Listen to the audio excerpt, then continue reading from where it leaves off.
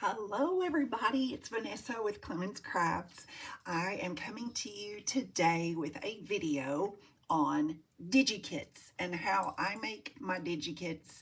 I by no means am a professional design artist or computer person. However, I have learned so much in the few months that I've had my Etsy shop, and I would like to share this with you guys here live. Da, da, da, da. I'm behind you. Okay, so the first thing, of course, is for fun facts. There are a few terms that you'll hear over and over and over again when you are getting into digital art. And a few of these, one is JPG, which is just the file format for digital images. PNG just means the background of your image is transparent. And where that comes into play for me is if I am making stickers, usually those backgrounds do need to be transparent, as well as when you are converting a file to SVG, which is a cut file, which you can do and then import that to your Cricut or design software that you use for your cutting machine. DPI is another term that I heard it forever before I actually looked it up, but it is, the standard is 300 DPI for digital art. And that's just a really good way for you to get a very clear image. It stands for dots per inch. So a 300 DPI just means that there are 300 dots of color per inch. And it keeps it from having that pixelated look that, you know, was very, very common, I know, for a lot of my early photography, like in the 90s. Okay, thank God for cell phones. All right, and then the first steps that I take in order to create a DigiKit is, of course, I need an idea. And for me, I have done an Easter, vintage Easter DigiKit that I really, really enjoyed creating. It was after I had created my vintage Valentine's kit, which thank you to everyone that supported me in that. It did far better than I expected, and it was my very first like kit. I had made digital images, but I had not put them together as a kit before. And so I was really, really happy with that. And I loved everything about it. The colors, I loved researching about how to place the images. Where do you get these images from? And that comes to our number two. You want to get your images together. Some of my favorite sources, now the Graphics Fairy, she actually has a newsletter, and she emails out every Friday, and it's a wonderful, wonderful newsletter. And she does include several images in her newsletters. She is very inspiring. They even have craft activities in that newsletter that if you want to challenge yourself, get out there and try one of those. But she does limit, and it is in her I guess policies, that you are to limit, if you do use her images, to 6 per project. So like, she doesn't want you to fill your entire DigiKit full of her images and then turn around and sell it. So that's very important to know. State digital libraries is another very good source. I know New York has a digital library that I've used. There are several public online libraries that will have digital libraries. You can filter your searches. Usually I can filter that by Creative Commons or, you know, no copyright issues. That's the main thing with digital. You just have to be very careful and read that fine print on the bottom. You know, a lot of people think, oh, I can go to Google Images, right click and save, and I'm good. But that's not true. A lot of times I have run into licenses that, oh, sure, it's for the public, but then you really start reading that license and it's for marketing only or for education only, or, so you could not take that particular image and then resell it and think, you're clear. That is not true. Um, Currently, also right now, one of the popular things is to scan images from old books. Like I myself have done this. Currently, I believe it's 1927 and before. Usually the copyright has expired. But one thing you do want to do before you use those images in those books is look in the Library of Congress to make sure that the copyright has not been renewed and just not printed there in your current version of that publication. Another source that I use. I haven't had much luck, but Wikimedia Commons, depending on what you're looking for. I think with me, I've been looking for mostly vintage things, and so that doesn't really come into play there. And then Shutterstock and freevintageillustrations.com. Then let me see if I've got that. Yes, right here. I went ahead and pulled that up. And so you can see right off the bat, they have got so many cute images and I love it so much. You can do a search, like just then I had typed in rabbit. And so some of them not so hot. And then as you go, look, I love that one. It's one of my favorites. Look at that from a children's book, and it goes down. I'm actually kind of surprised. I thought that what is that story that everybody, anyway, I thought it had lost its copyright. I thought it would be on here, but it's not. Okay, but look, I love these too. I really love that one. When I was small, we had a white rabbit, a pet rabbit. My dad built it, this huge cage, and it was a cute little thing. But anyway, so that is another source that I really enjoy using when I'm creating DigiKits. Let me see. And then you would take your illustrations once you find them. I usually will download, they usually come with a link for download, or you can right click and save, but again, you just don't want to shortcut any copyright things that you may be looking over. So I go ahead and design pages in your preferred software. So I thought that I would walk through that with you guys. This is my Canva here. And whenever you are creating for other people, you want to try to keep in mind their size of printer. A lot of people do not have a 12 by 12 printer. I certainly don't, and I wouldn't expect a lot of customers to have those.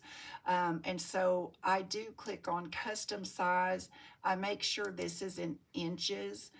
You can do it with pixels, and yeah, I haven't got that far. I don't I don't do anything in pixels yet. So I'm still in inches over here. Let me see. And then you hit create, and it will bring up for you a brand new canvas. And so you can zoom in and out down here on this lower right. You can zoom in and zoom out, which is very helpful for me because with my DigiKits, I do try to stay a ½ inch off the edge. I have a dear friend that works for a printing company and said that it is possible to print without any margins. Again, I try to keep my customer in mind. Are they going to be knowledgeable about how to fix it, like shrink to fit, or fill page and all these? So I just try to make it as user friendly as I can, and then of course I keep it a ½ inch from the top of the document. And here, for instance, we can go to elements, and I was playing around earlier with some little birds. I love birds, and so let's just see. We could pick, for instance, something that will show up really well. Oh, let's get a rabbit, because it's because it's almost Easter, right? All right, and so you can just drag your image down here, and you would be able to, right there at the top, I don't know how well it's showing on here, but you can see where these marks are for measuring. So I keep at least a 1/2 inch this way, and then a 1/2 inch from the top. And then that way I don't have to worry. See how it will kind of shade it a gray, so you'll be able to see, okay, how far over are you? And so that is one way that you can do your images. A lot of people are not aware, but Canva does have a free version that does quite a lot. The only thing with the free version, I don't know if you can see right here, these images with the little crown, those are not included with the free version. So in order to get some images, you would have to have what they call a pro account. It looks like a lot of these are pro. Good. Okay. But here's background that would not be in the pro account. That's one you could use just with a free account. I mean, there's just a lot more available to you. You don't necessarily have to have a paid plan, but I knew that I would need this for my Etsy shop. I also create my YouTube thumbnails using this. You can create Pinterest videos with this. You can schedule your social media with Canva. It's just an all-around, very reasonably priced program that I love so much. And so back over here, because I'll just ramble and ramble. So when you are done creating with your images, you're going to save each page as a PDF print. And what I mean by that, if you go over here, let's say we're done. Okay, we've got all the bunnies on here that we would like. Then we're going to go over here, ready to download. So here on the drop down, you'll see there are many ways you can save a digital file. I have, of course, looked around on Etsy, and a lot of them are in JPG format. However, with Canva, the JPG and some of the PNG will only have a DPI of 96. I did not know that when I started this. So what I do now is I save it as a PDF, which I know a lot of people may already know, but PDF does have a DPI of 300. It's basically just the delivery, the file delivery itself. I have seen DigiKits that have PDF and JPGs. And so you could go ahead and save your bunny as PDF and upload it like that, and then save it as JPG. But keep in mind, if you do that straight from Canva and some other editing software, you will only have a 96 DPI, which makes your DigiKit not so great. And so what I've learned to do is I save it as a PDF print, okay? And then I'm going to download it. And just for brevity, I'm going to save it to my Dropbox, and I'm going to name it Bunny, whoops, not Bunny, Bunny, okay? And as a PDF, and it says Bunny. Boy, I'm barely in frame. Hello. Okay, then I'm going to hit save here. And there is a website that is called PDF to JPG.net,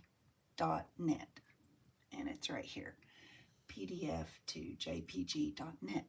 And I simply choose, also because a PDF is very compact, but some people really, I mean, JPGs are the standard for sharing files, so some people really want everything in JPG. And if you do, then this is your thing. So I'll go here to the Dropbox, and I'm going to get my file, Bunny, in PDF. And I'm going to open it here.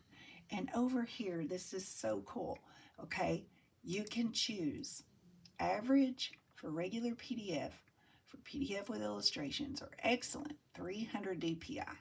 That is what I use. This is what all my DigiKits are in now. Convert PDF to JPG. And it'll take just a moment. And then you can download it, which is pretty cool. Once you download it, and then you're on Etsy, you can upload that file. I do try to keep my DigiKits to 5 pages because that's the maximum number of files that Etsy will allow you to add. However, I am currently working on some longer kits, and for that, I would compress into a zip file and then upload it to Etsy as a zip file. And you'll look around at the other DigiKits. There are several DigiKits available in zip file format. Also, let's say, because I ran into this, let's say that you get to this part on this website and there is an error message that pops up, and it will say something along the lines of, you know, unable to process, it must be 25 MB or smaller. Okay, as I ran into that with my balloon DigiKit, I had edited and I had layers and I had imported pieces, and I mean, it was just, you know, took me quite a while, and I kept running into that error message over and over and over, and I could not figure out what was going on. But apparently it's similar to having layers. If you use like Procreate, you'll know that there are layers. And by me editing and adding the filters and other pieces of artwork, there were many, many layers. And so it was making the file too large to convert. So if that does happen, then you can just flatten it. And I'm not sure if this little bunny, I'm not sure if this bunny will do that because it's not like that. Let's see, download. Yes, right here, flatten PDF. That's how you would just select that. And it helps to compress the file into a smaller size so that it can be run through and turned to JPG. And that is it for how I do my DigiKits, and hopefully next week I can run through scanning one with you guys. I do have the amazing Victorian baby papers, photos, and I would love to create a DigiKit, at least one page with you guys, and I hope that you will join me, and I hope that you guys are having a wonderful week. And thank you again to everyone who pushed that 500 subscriber, and I am so grateful. I'm super happy, and I'm very excited that I can go live now. I'm just blown away. I love that. So I'm going to have to get with some ladies and figure out how maybe I could do a live craft and chat with you guys, because I would love to do that.